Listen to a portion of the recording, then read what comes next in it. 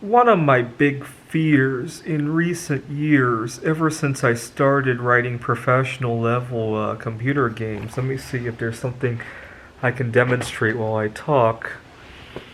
This year I'm competing in three major events and then a few odds and ends.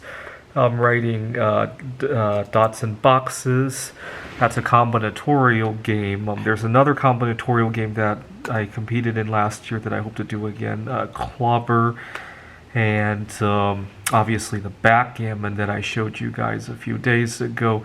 But one of my big fears, and this fear got really heightened this year with all the events, is what's going to happen to my computer games after I die. For many years, I've been doing it almost in isolation, and 2020 only reinforced the isolation.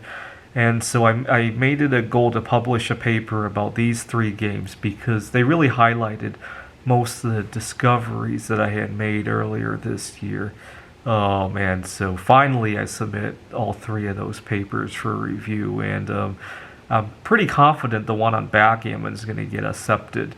So right here, this is Dots and Boxes. I'm just setting it for the computer to play itself because I'm still trying to review all the different. There are a few odds and ends that I'm still working on improving. Anyways, my big fear. Let's see how far the computer is thinking. That's how many simulation. It's a Monte Carlo simulation, and that's how much ahead it is. It thinks it's roughly even because it's really just the beginning of the game. It is thinking about 6 moves ahead out of. I'll let you count how many lines are on there.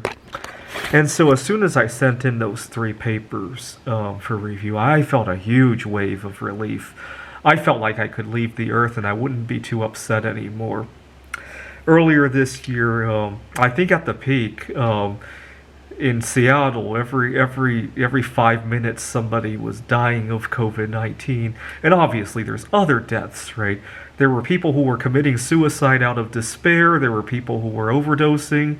And then there's all sorts of other deaths, right? Although I heard somewhere that some people were dying of COVID-19 and the suicide and overdose, but a lot fewer people are dying in traffic accidents because nobody is going anywhere. At least back in April, nobody was going anywhere. And I think one of the statistics was that they evened out. And then obviously there were fewer people dying from pollution-related kind of problems, although I think that's being wiped out because of the wildfires, unfortunately. But so I was hearing about somebody dying every 5 minutes, and it made me realize that 5 minutes from now it could be me. And that's what really pushed me to write these 3 papers. And I'm so relieved. Once I hit that submit button, as soon as I hit the submit button, I felt a huge wave of relief just wash over me. I really did. It's been a big fear of mine that I would die and nobody would know about all these great computer games that I've been writing.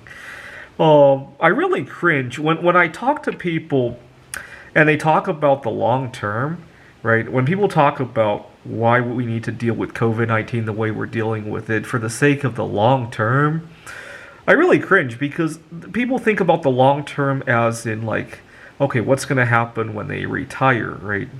For somebody like me, or for somebody like my brother who's 20 years old, he has 2 more years of college. His long term is does he want to pursue a PhD, or does he what does he want to do with his career?